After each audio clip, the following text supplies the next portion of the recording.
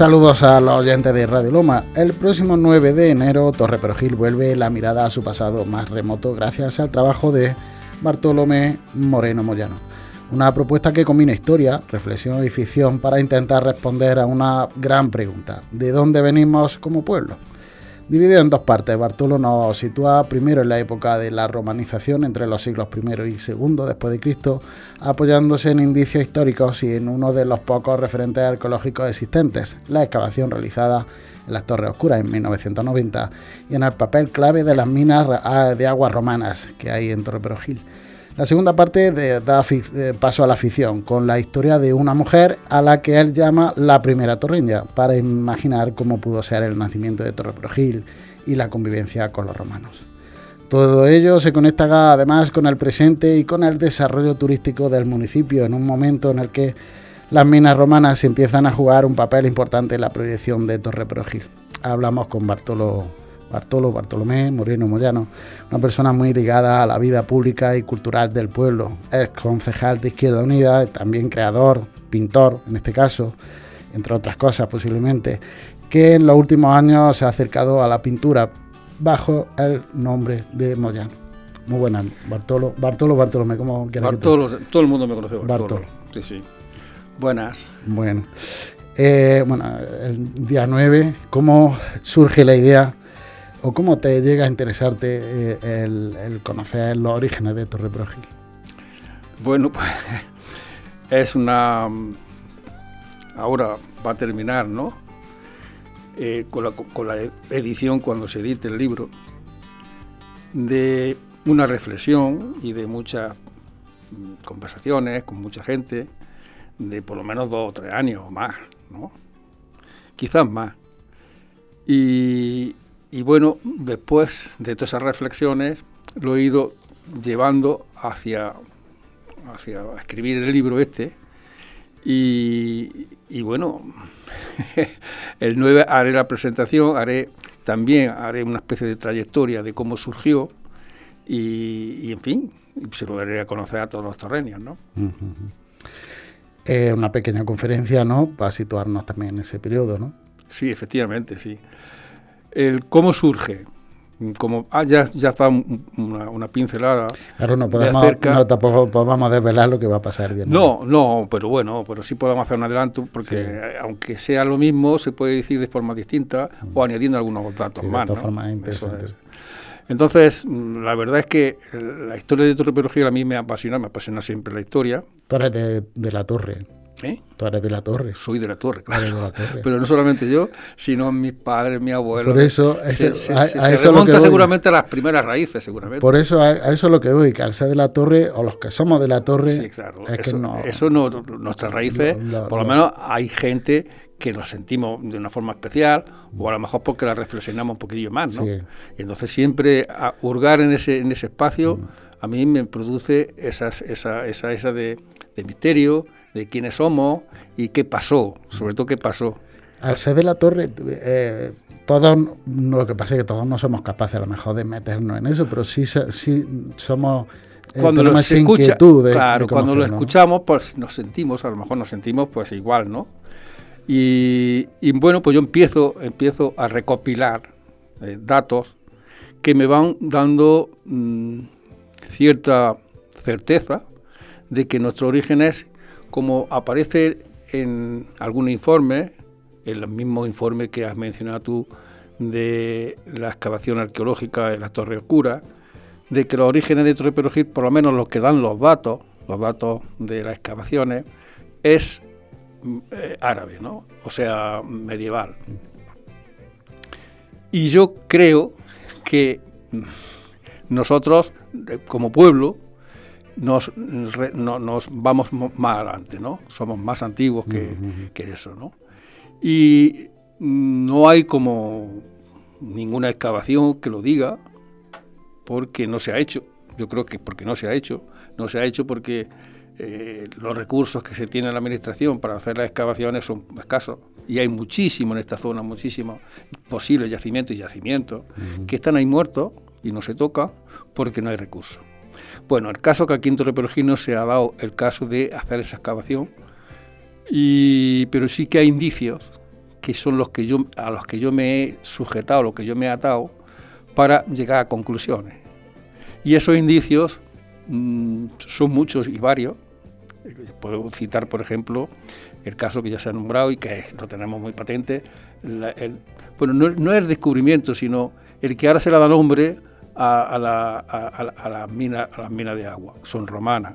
Eso siempre ha existido. Aquí en el pueblo decíamos siempre los minados, antes de llegar, pues más o menos a principios del siglo, cuando se descubren, cuando se hunde aquel espacio, ¿no? Donde a partir de ahí entran ya los especialistas, geólogos primeramente, y ya se ve que realmente eso es una mina romana, de la época romana, con la intención de obtener agua.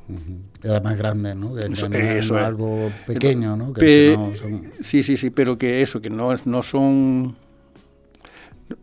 una obra para aquel momento, pues como la obra romana, ¿no? Muy que necesitaron mucho tiempo y mucho espacio y mucho esfuerzo, ¿no? Porque no solamente es la que se está poniendo ahora mismo en valor, ¿no? Que es la de la calle Santa María, sino que eso parece ser que hay muchísimas más.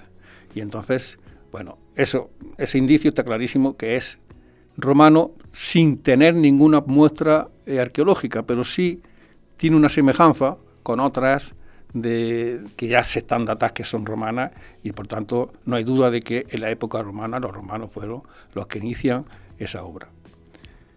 Un indicio. Otro, por ejemplo, pues puede ser el arado romano, que eso está en el Museo Arqueológico de Madrid, y que yo creo que fue la década de los 60, 50, 60 del siglo pasado, cuando se descubrió un labrador, pues allí lo sacó. Y está clarísimo que si hay un arado romano en nuestra zona, más o menos por la Cuchillera, por donde se descubrió, pues es que los romanos estuvieron aquí arando, estuvieron aquí labrando. Una presencia humana ya aquí en ese año, ¿no? Otro indicio, por ejemplo, puede ser el hecho que eso era una práctica con el periodo de la romanización, que es cuando vienen aquí los romanos a partir a final del siglo III antes de Cristo, tiene aquí ya presencia, y durante 5 o 6 siglos están aquí, y el proceso de ese contacto y de ese desarrollo cultural pues es la romanización, ¿no? Y la forma de establecerse los romanos aquí fue a través de las villas romanas, que eran una especie de cortijo, porque lo conocemos así más, una casa de campo. Quizás eran más amplios que los cortijos, porque albergaba a los dueños y albergaba también a todos los trabajadores. Vivían allí en un pequeño poblado, pequeño, con 1 o 2 edificios, 3, según fuese la extensión. Y hay presencia de esas villas romanas aquí en nuestro término, en Torre Perejil, ¿no? Como es, por ejemplo, la de San Marcos. Por encima de San Marcos, justamente las olivas que hay, yo he paseado muchas veces, y cualquiera lo puede hacer, ¿no? Porque eso está ahí, ¿no? Se ven muchísimos restos de cerámica romana. Y es romana porque es una especie de cerámica típica de ellos, ¿no? Que se llama la terra sigillata.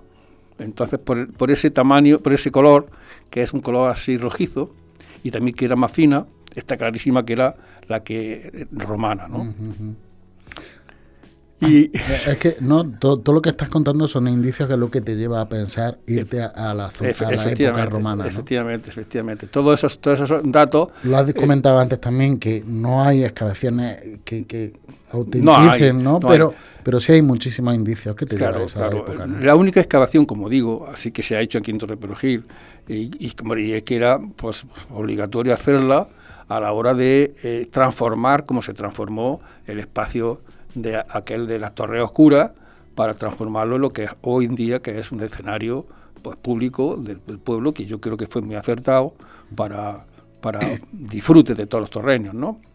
Pero claro, se hizo esas catas, esas especies de catas de excavación, y en esas excavaciones surgen, principalmente todos son elementos medievales, pero en los últimos estratos, quizás ya antes de llegar a la roca, aparecen también otros, no muchos, pero aparecen, como son, lo dice el informe de los arqueólogos, son cerámica de este tipo que he dicho, cerámica de terra sigillata, y también otros que son iberos, ¿no? Entonces, ahí está. Si no hay más, porque seguramente no se ha hecho la excavación más amplia, ¿no?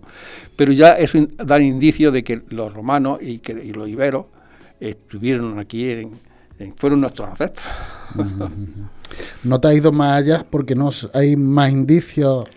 Más allá, o hay indicios, pero muy poquitos. Claro, más allá seguramente, porque vamos a ver, nosotros los primeros pobladores de aquí, no son los iberos, son anteriormente, en otras culturas, la cultura argárica, de Almería parte y que ocuparía seguramente toda esta zona.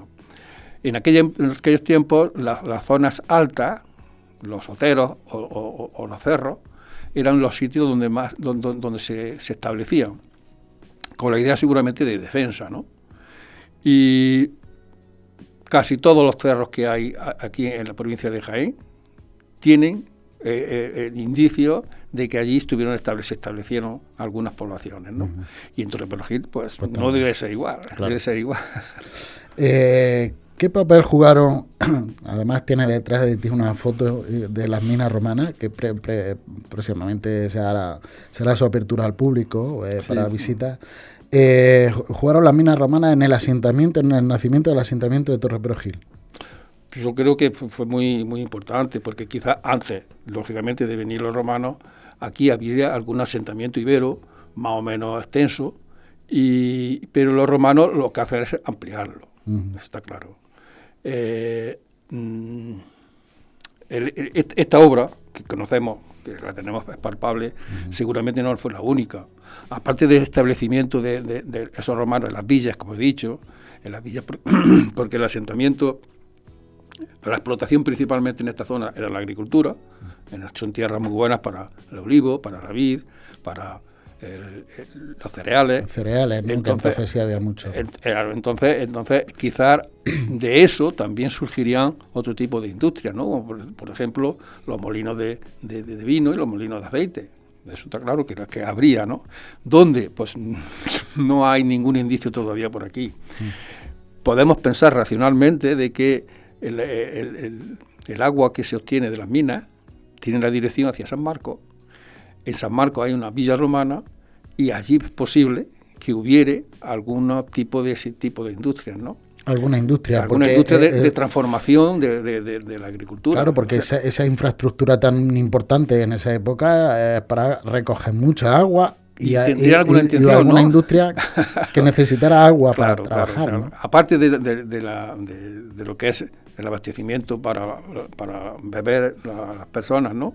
También para la agricultura, pero yo creo que hay exceso de agua para la agricultura, que entonces se practicaba en la mayoría de secano, exceptuando algunas huertas y algunos tipos de espacios que necesitasen agua. Yo creo que se está trabajando en por esa vía. Por esa línea creo que se está trabajando. Pero bueno, hasta que no se sepa claro, algo, no hay, especular. Estamos nada más que especulando con eso. Bueno, esa es una parte de tu conferencia, tu exposición que vas a hacer el próximo día 9, pero también tienes otra que es ficción, pura y dura. Sí. Es una historia de ficción en la que cuenta la historia a través de una mujer en la que tú llamas la primera torreña. Sí, sí, un especie de relato. Es para darle cuerpo a la especie de relato histórico que yo estoy intentando plasmar y del origen de la torre, que es origen ibero-romano, ¿no? Y entonces, en ese proceso de romanización, que es, bueno, pues la aculturación, que es porque no solamente los romanos nos traen cultura, sino que hay una especie de trasvase. También los iberos tienen su cultura, teníamos nuestra cultura, no sé si más grande, menos grande, más interesante, pero la teníamos. Y hay una especie de trasvase.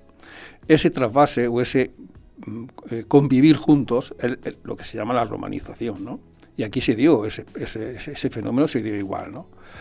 Y yo lo transformo, para darle ese cuerpo, lo transformo en una especie de ficción. Y la primera torreña, y además le pongo nombre, se llama Emilce. Emilce es un nombre muy ibero, era la princesa que se casó Aníbal con ella, que era la hija del rey de Cástulo, se llamaba Emilce. Bueno, pues pensando en eso yo le he dado el nombre de Emilce a la primera Torrenia. Primera Torrenia que sus padres eran iberos, pero su ascendiente había sido un romano, que bueno, que lo explico allí, porque venía de la batalla de Baécula. La batalla de Baécula se celebró en el 2019, en el 219 a.C., en el siglo III, a final del siglo III, y no fue en Bailén como se creía. Parece ser que fue cerca de aquí, fue en Mogón, Santo Tomé. Santo Tomé, por ahí cercanía de Santo Tomé, en lo que se llama el Cerro de la Albahaca, y ahí donde parece que se desarrolló. Bueno, eso es historia, que eso está demostrado, y además las prospecciones arqueológicas que se han hecho dan clarísimamente que hay. Bueno, pues hay una tradición, entonces, de que a los que se licenciaban, a los generales que se licenciaban, le donaban tierra. Y eso era un atractivo también de que los romanos lo hacen personalmente para obtener después pues, una riqueza para establecerse, ¿no? Ese fenómeno se dio está clarísimamente aquí. Y bueno, pues uno de aquellos generales, en la ficción, estoy hablando de la ficción, sí. Pues se casó con la abuela de un ascendiente de Emilce, de esta primera Torrenia. Por eso la primera Torrenia no es morena y pequeña, sino que es alta y con el pelo rubio. Ahí iba yo, digo, ¿en quién te has acordado para poner imagen también o imaginarte a la primera Torrenia? Sí. Te habrá sí, en alguien te habrá acordado. Sí, me he acordado, pero no es cuestión de revelarlo. ¿Qué te permite la ficción hablar del pasado que no te permite los conocimientos, lo que has conocido de datos reales? A ver, no. ¿Qué te permite? La ficción te ha permitido contar una historia que a lo mejor los datos reales claro, no. Los indicios que tú has encontrado. La imaginación. O sea, cuando te faltan datos racionales, pues le echas mano a la imaginación, en este caso, ¿no? Tienes que imaginar pues esa situación, y además le estoy buscándole la casa donde vivía, que precisamente la casa donde vivía Emilce y sus padres era unas casas, la casa cueva, que nosotros conocemos, que bueno, yo no he descubierto, no es que haya descubierto, simplemente tampoco lo hemos puesto en valor. Pero ahí es donde va la ficción, ¿no? Claro, ahí todo se transforma, como no tienes datos, pues simplemente imagina. Exactamente. Cuando habla de dibujar el nacimiento de la torre, ¿hay también una intención simbólica? Por ejemplo. Hombre, simbólica. Cuando la historia que es, para mí no debe de ser ni es el narrar los hechos de la batalla, de la guerra, sino que debería de ser el narrar la vida cotidiana de todos nuestros antepasados. Eso es imposible, ¿no? Entonces, bueno, se idealiza. Pues idealizamos algo en el sentido de que deseamos que hubiera sido así. Seguramente no se conocerá nunca cómo fue, pero bueno, en esos indicios, uno de los valores que tiene la arqueología y de las herramientas que tiene es que casi consigue, en algunos momentos, no todo, pero sí leer páginas de la historia que no están escritas y que en cambio lo van sacando, poco a poco lo va sacando, ¿no? Bueno, todo esto es la historia, el libro que lo presentará el día 9 y que se podrá adquirir ese mismo día también. ¿No? Es que ver la presentación es una cosa también muy curiosa de un libro inédito que no se ha editado todavía. Hay cierto compromiso de hablar, ¿no? de que el ayuntamiento pues va a colaborar en esa edición. Y bueno, en eso estoy. Vamos, el concejal. Bueno, pero tú ya lo tienes hecho, ¿no? Sí, lógicamente, el libro lo tengo dentro del ordenador. Exacto. Y en el físico no lo saqué. Saqué otro que tengo aparte, pero este no. Y está ahí nada más que pendiente a dárselo a la editorial para que lo editen. Bueno, se podrá adquirir próximamente. O sea, voy a incidir más en esta primera presentación, en lo que es la historia, histórico, y la ficción, el libro de la ficción, ese de la primera Torrenia. Voy a dejar para la segunda presentación donde invitaré también ya a todos los presentes y demás a una especie de refrigerio. De ágape. ¿No? Bueno, vámonos del pasado al presente. Por ejemplo, el trabajo que conecta el Torreperojil actual, como el trabajo que ha hecho con el Torreperojil actual, ¿por qué es importante conocer los orígenes? Por ejemplo, ¿cómo estamos ahora mismo en Torreperojil? Hombre, la historia, aparte de conocer, de saber lo que ocurrió en distintas épocas, pues ni más ni menos la intención tiene de ser también pedagógica y de aprender, ¿no? Es, como he dicho en algún momento antes, de que la historia no debe de ser solamente la de la batalla y la de los personajes principales, la de los reyes y los generales, la de los obispos, sino que debería de ser contar la vida y la historia y lo que sufrió y lo que padeció y lo que también disfrutó el pueblo, que eran la gran mayoría. De alguna forma es sacar a la luz esa forma de vivir, esa forma, y de ahí el aprendizaje que podemos sacar de la historia, no hay duda. ¿Cómo valoras tú el proyecto turístico que se ha sacado de la mina? Eso es muy, muy importante, ¿no? Es muy importante. Estuve hace un mes y pico, en un viaje de esto que organiza la Diputación, y estuvimos 3 días en distintos pueblos. En este caso fue en Arjona, en Bailén y Andújar. Y sobre todo en Andújar y en Arjona me llamó la atención que hay, aparte de que allí hay un patrimonio histórico muchísimo más amplio que el nuestro, pero dentro de eso nosotros también tenemos el nuestro. Claro. Y me maravilló, me sorprendió también en Arjona que hay un arquitecto, un arqueólogo que está encargado de hacer precisamente todas estas visitas, y el patrimonio lo tiene muy, muy, muy bien conservado, y entonces pues no sé cómo se llama, los de Arjona son arjonianos, no lo sé. No lo sé. Lo de Arjona. Sí. Se siente muy orgulloso de todo ese patrimonio, ¿no? Sí, sí. Bueno, ese trabajo que has hecho tú es para claro. Y nosotros, ¿no? Por ahí vamos, por ese. Ya aquí se hace una especie de visita guiada, que hay un chaval que lo hace, ¿no? Y es muy interesante porque pues, explica cosas que nosotros, o la mayoría de los torreños, pasamos por la esquina tal, y no nos fijamos, o nos fijamos una vez y ya está. Y eso tiene una historia, esa esquina tiene una historia, o esa fachada tiene una historia, o la iglesia tiene una historia, y todo tiene una historia, ¿no?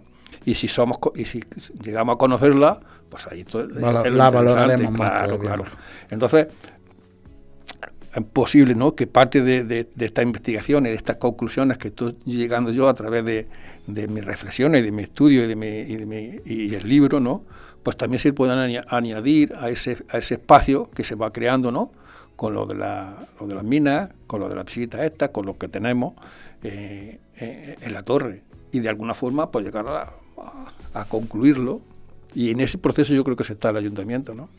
Bueno, tú has sido una persona que ha estado muy implicada en la vida social, cultural, incluso política. Sí, mucho. ¿Eso qué te aportó en tu vida, esa etapa tuya? Hombre, pues simplemente pues, con el objetivo mío de dedicarme a la política es mi creencia, mi idea política, lo que debe ser. Porque la política... Ya hablamos de política, que no se hable de política, pero si la política tenemos que hablar todos los días, porque la política, vamos a definir qué es política, que es ni más ni menos cómo nos organizamos como sociedad. Nosotros somos un grupo, de torrenos en este caso, de Torreperojil o la política municipal, que vivimos en la torre, y cómo queremos como grupo organizarnos, cómo están las calles, cómo no están, cómo están los servicios, a qué se dedica el dinero, todo eso. Y eso... formamos parte de ese grupo y debemos implicarnos, ¿no? En esa organización teníamos que implicarnos. Hay mucho desencanto por las muchísimas razones que hay, pero el fin no debemos de olvidarlo, ¿no? De que todos tendremos que de alguna forma aportar. Yo siempre he dicho, tendríamos que pasar todos los torreños una vez por el ayuntamiento para saber cómo se funciona lo público, que es de todos, ¿no? Asumir responsabilidades es eso, asumir responsabilidades con las cosas buenas y las cosas malas también. Bueno, no hay duda. Pero sí es verdad que sí, hay que valorar eso, independientemente de cada uno de la ideología que tenga, pero si se trabaja al final, en definitiva, es para trabajar por y para el pueblo y por nuestros descendientes. Efectivamente. Y también asumir que no solamente tu idea es la única, sino que estamos muchísimas ideas, muchísimas formas de pensar, y todo eso tenemos que casarlo y de alguna forma pues llevarlo a cabo, ¿no? Y respetarlo. No lo puedo compartir, pero no hay duda de que está ahí. También tiene, bueno, efectivamente el tema de la política, pero tiene otra faceta artística, que ahora llevas unos años, estuvimos hablando hace poco, que has hecho varias exposiciones y demás, y tu nombre bajo el nombre de Moyano. Me lo has contado antes abajo, pero no sé si quisieras contarlo. El por qué te pusiste Moyano. Sí. Como yo digo, Bartolomé Moreno Moyano, para buscar un nombre artístico para que, en fin, pues se te vaya conociendo como tal, ¿no? Y llegué a la conclusión, utilicé el Moyano, porque es el apellido de mi madre, y mi madre, su carácter era una persona pasional, donde predominaba más la pasión que la razón. Y lo artístico, para mí, siempre es ni más ni menos que la expresión de todos los sentimientos que se tiene, porque hace poco leía de un pintor que decía que la pintura era buscar lo desconocido, buscar a lo que se tiene miedo, buscar cosas que nosotros tenemos como personas en el interior, que a veces no somos capaces de decirlo, y de alguna forma la expresamos, y se puede expresar, precisamente en este caso, pues con colores, con formas, y bueno, pues como ser humano, una forma de expresarme, pues seguramente es la pintura, y así Además, en tu obra trabajas mucho de Torre Perogil, pintas mucho Torre Perogil también. Sí, es que, bueno, pues también tenía ese, siempre la Torre me ha llamado porque es mi pueblo, a pesar de que estuve 15 o 16 años fuera, pero siempre lo recordaba con muchísima nostalgia. Y bueno, pues una de las cosas que me propuse, en varias ocasiones lo he hecho, era pues intentar recuperar rincones que se habían perdido. Y hice una exposición de lugares de Torre Perogil que ya no estaban, como el pilar de la Fuentecilla, o como por ejemplo, yo que sé, rincones de la Escucha, o el cine que teníamos aquí en la plaza. Sí. En fin, muchísimas rincones que ya se habían perdido y que los quise recuperar de alguna forma. Y a continuación lo que hice también fue llenar a esos rincones con personas. Entonces, personajes de nuestro pueblo, que intraneables, y que todo el mundo, pues, como Pedro Raiga, por ejemplo, como Paco el Bono, o como todos los que puse, fueron creo que 23 personajes, que hay muchos más, ¿no? En la Torre hay muchos más personajes que de esas características que son nuestros, que son torreños, y que seguramente lo ve uno y le decimos Paco el Mono y no saben qué es Paco el Mono, pero nosotros sí sabemos lo que es Paco el Mono, lo que conlleva, ¿no? Y esos personajes fueron los que no es que lo puse en los rincones eso, sino que también recordarlos como personajes nuestros que son. Esa expresión artística al final los mantiene vivos siempre, ¿no? Claro. Cosas que a lo mejor otros han pasado, como siempre, y otros que pasan. Claro.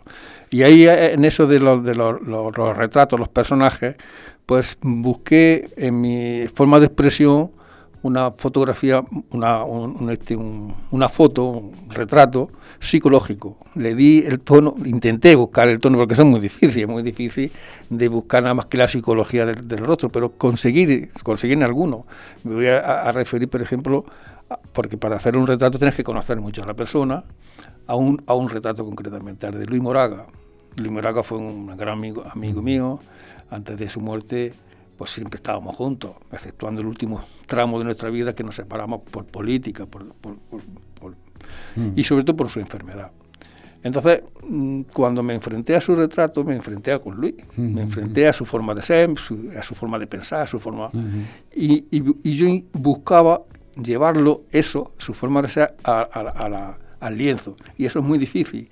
Al final lo resolví con trazos nada más, que no era una cara hecha perfectamente, sino nada más que trazos, y algo de eso conseguí, de mi intención.